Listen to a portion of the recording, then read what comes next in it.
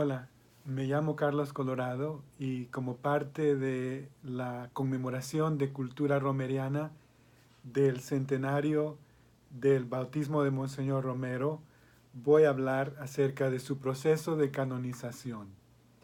Monseñor Romero fue reconocido como un mártir de la Iglesia en el año 2015. Eso significa que la Iglesia cree que su muerte fue debido a el odio de la fe, parte de la persecución de la Iglesia. Fue canonizado en el año 2018, después de haber obrado un milagro reconocido por la Iglesia, que fue la curación de una señora que iba a dar a luz y que estaba en grave precariedad de salud. Ahora Monseñor Romero ha sido propuesto como un posible doctor de la Iglesia, que significa que a través de sus enseñanzas y su magisterio, él puede ayudar mucho a los otros creyentes, los bautizados, a comprender su propia fe.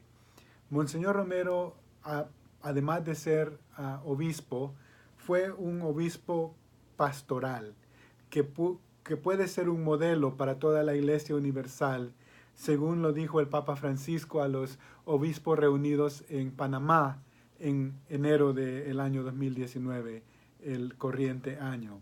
Explicó el Papa que Monseñor Romero es un modelo para los obispos porque le ha ayudado a aplicar las enseñanzas del Concilio Vaticano II. Es decir, el Concilio Vaticano II tiene todo un pliego de documentos y de enseñanzas y desarrollos en la fe y cómo se debe comportar la Iglesia en la modernidad. Y Monseñor Romero fue uno de los primeros obispos que empezó a poner eso en práctica. Y como resultado de su pastoral fue que fue odiado y perseguido y por ende hecho mártir. Pero aparte de ser un mártir, es un mártir de una nueva forma de ser iglesia. Y para entender esa nueva forma de ser iglesia es importante comprender sus enseñanzas y la forma en que las puso en práctica.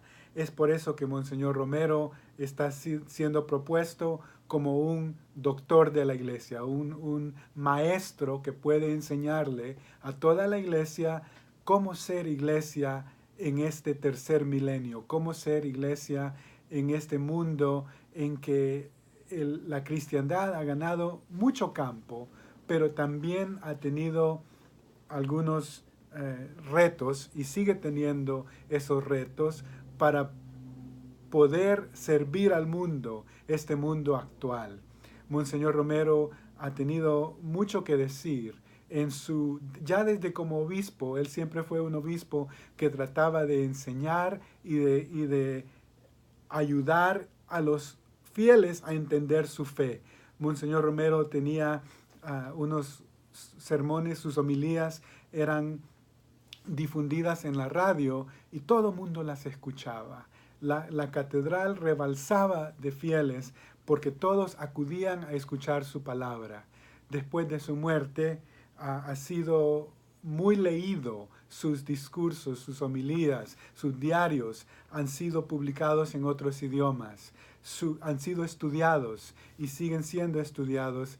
Y nos dicen los teólogos que aunque Monseñor Romero no era teólogo, la influencia de su forma de ser, de su forma de practicar la fe, de su forma de ser obispo, ha ayudado mucho a los teólogos a entender la fe y ellos mismos han estudiado sus homilías, sus escritos para comprender cómo es que debe ser un cristiano en la vida actual.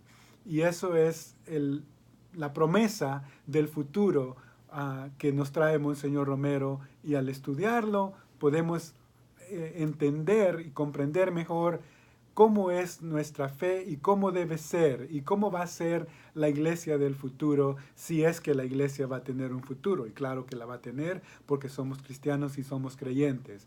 Desde el momento en que Monseñor Romero fue bautizado y ahora que ha sido canonizado, él empezó a ayudarnos a entender la fe y todavía tiene mucho que darnos a entender. Muchas gracias por escuchar este mensaje.